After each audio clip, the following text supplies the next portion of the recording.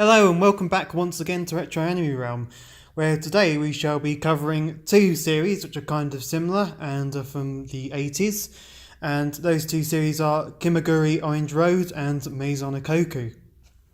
Now the comparison has been made so many times about these two series in the past. They're kind of like the key series of their type really from the time of the 80s. Kimagure Orange Road, the anime series, was produced by Studio Pierrot, and with Maison Ikkoku it was produced by the company Studio Dean.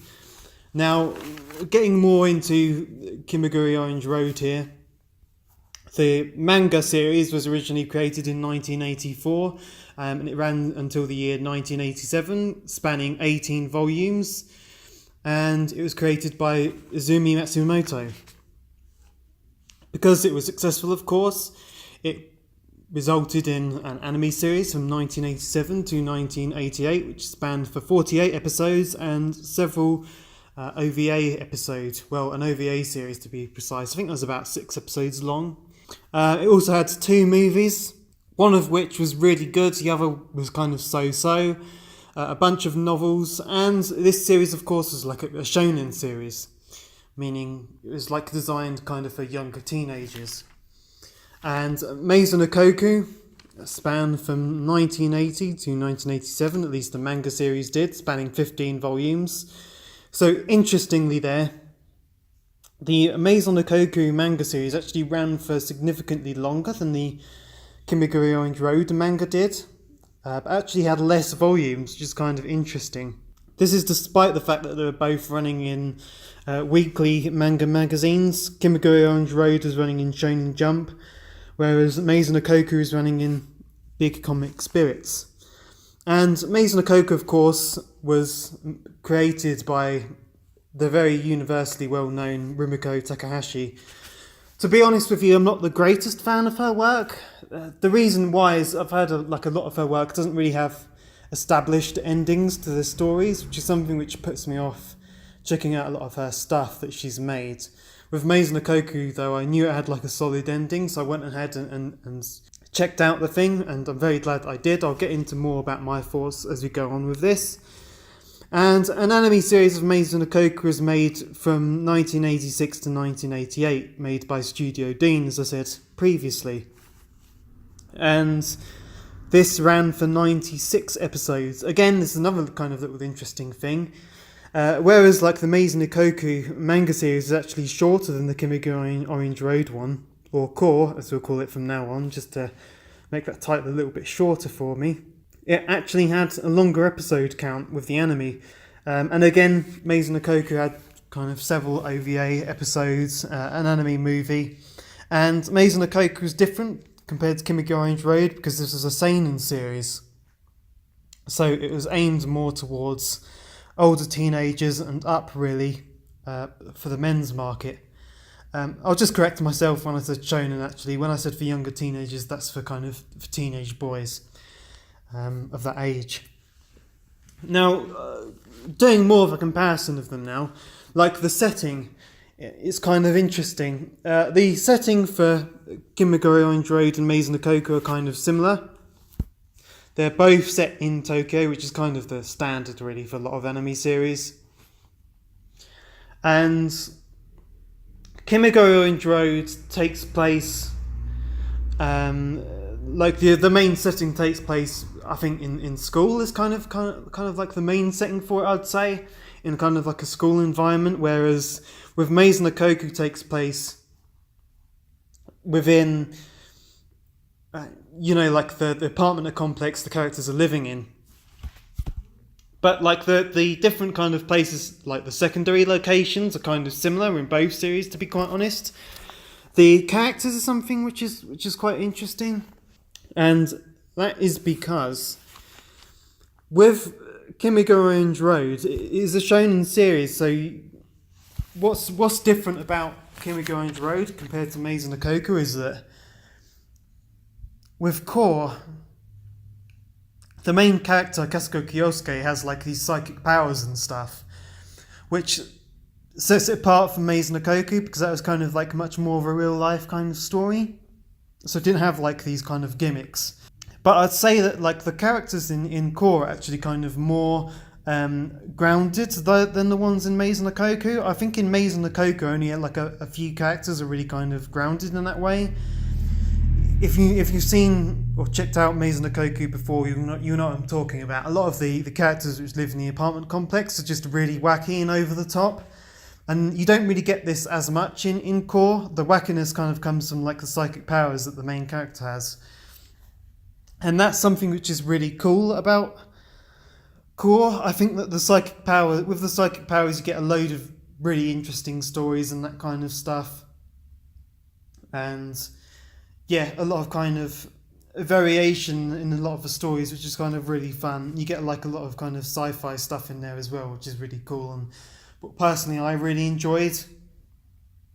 Like the main premise really of this series, I'm sorry I didn't get into earlier actually, I should have done, is that they kind of have like a love story at their centre.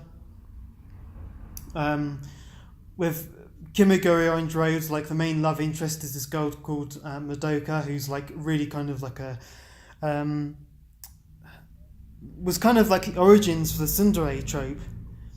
To be quite honest, she has like the origins for that kind of thing, and she's like a bit of a real rebel at times, but at the same time, the main character Kyosuke like knows her, like first meets her as kind of like this sweet kind of girl, and that's kind of something he has to deal with as the series goes on, like finding out what her character really is and like all that kind of stuff. And it's a similar kind of situation with Maison Ikkoku, where the main romantic love interest is Kyoko Otanashi, and she is like this young widow, and so she's been hurt emotionally from this, and kind of the main character Yusuke Godai has to kind of grow up himself along the way and has to kind of help bring like Kyoko out of her shell as the story goes on, and like how the two characters develop. And what's really cool about Maison Ikkoku, I really love, is that the story spans so many years, so you get to see the characters grow to such a degree, and you get to see Yusuke Godai go through like his life and like all the things he goes through, and all the different experiences he has, and all the kind of the jobs he has and the different love interests he has along the way. And I think that's the one thing I enjoy the most about Maison Ikkoku is Godai's journey and how he grows like as a man, and like everything he goes through is just really, really cool to watch. That's the main thing which sticks with me from watching this series anyway, and the thing I definitely most enjoy about it, to be quite honest. So I mentioned a little bit about the pacing there, where I said, you know, like the Maison Ikkoku as a manga is actually shorter than Core was, but actually got the longer anime series, and this is something which I said is interesting. And obviously this has affected the anime series to quite a degree. When you look at the Core manga, obviously what you get the entirety of the story, obviously. And with the anime series, they only covered, I think, roughly maybe about a half of what the manga story had. It didn't actually reach like the actual ending with the anime series. It did end on a really good note and a very pivotal point in the manga series, and it did cover a lot of what the manga series had, but you didn't get like the full experience, I don't think, which is a little bit of a shame, but it is still really, really good. After the anime series concluded, they released like a movie which actually had which actually covered the proper ending of the manga. So you do get most of the stuff there, so it isn't too much of a big deal. With Maison Ikkoku, they made the anime series significantly longer than 47 episodes that Core had, and made it twice the size, with 96 episodes. What we have here is that they were able to get like all of like the manga series into the anime series, and they only made a few real changes which I think were entirely justified. I watched the anime series first of this and then went and read the manga afterwards, and I definitely say that all the changes they have made were definitely warranted. There was a certain character who came in about halfway through of the manga series, like a new like resident of the apartment complex, who just did nothing at all. He was just like a completely useless character. He just completely was unnecessary. And yeah, just a total, unnecessary character in my opinion. And so in the anime series, they cut this character out and gave like all the things he did and like all his character lines to some of the other characters. And it worked perfectly well. There were no like things there which were like blatantly obvious that these things were intended for another character. They're all completely fine. And also what they did, some of like the plots of some of the stories along the way were like exactly the same. Like with Maison Ikkoku, I remember there were like a couple of beach episodes or pool episodes. I can't remember which. I think there were pool episodes where the character's just hanging around the pool. And I remember like in the context of the story, these episodes happens like years apart. But what they did for the anime series was actually take these episodes and combine them into one. And again, you don't feel any effect from this whatsoever. There is no kind of problems with them doing this at all, and brings these two storylines into one episode. And yeah, there's nothing bad about them doing this. The story just works just as well. So that kind of brings me into what I'd say next. As far as what series I prefer, it's kind of difficult for me. I'd say at the moment I'm more of a fan of Maison Ikkoku as it stands at the moment. I'm like a 27-year-old man. So Maison Ikkoku is kind of aimed more for kind of older teenagers and up. So yeah, you can see why that's kind of what I prefer. Mainly because it's more set in real life and doesn't have any kind of fantasy elements that Core does, as cool as they are. And again, like I said, I really enjoyed seeing Godai's journey. I think as a man, I think that was really cool to see. And I think like myself as a person, I went through kind of stuff like that where, you know, throughout your 20s, you go through a lot of different stuff and events in your life, and life seems to change rather a lot. So I think that was really cool how like it covered that part of like a man's life like really, really well. I still love Kimagure Orange Road. I still think it's a fabulous series indeed. Like I said, I love like all the sci-fi elements and like the psychic powers like the character has, which is really cool. Like there's some time travel stuff in there and things like that. I'm a sucker for time travel stuff, so if you're like me, then you'll enjoy like elements of this series, that's for sure. And again, just don't peep off the kind of the centre of these two different series is kind of like a romance element. These series actually aimed for like men and boys, and like I enjoyed them all the same. Like I first saw these series when I was about, I don't know, 19 years old, 18, 19. So coming up to 10 years ago now. And even though romance stories aren't something I really enjoy, because they're written kind of from like a male perspective, they do really work, and you can really enjoy that. Whereas maybe I don't think many like male people enjoy kind of fictional stories really go for that kind of thing. But yeah, they're enjoyable in this kind of sense. Definitely. I think it's fair to say that these two series definitely had an impact on modern anime, that's for sure. They kind of, as I said, they kind of like helped with kind of like the birth of like the tsundere and that kind of thing. When it comes to the art style is one thing I haven't covered. That's something again which is kind of fascinating. When it comes to the manga, I think overall Matsumoto's art style was better when it came to the manga. I think that like, the art was just a bit more detailed and crisp, and I kind of enjoyed that a little bit more than what I did with Takahashi and Maison Ikkoku. The art style in that, I remember, improved significantly as it went on. And it's kind of similar when it comes to the anime series.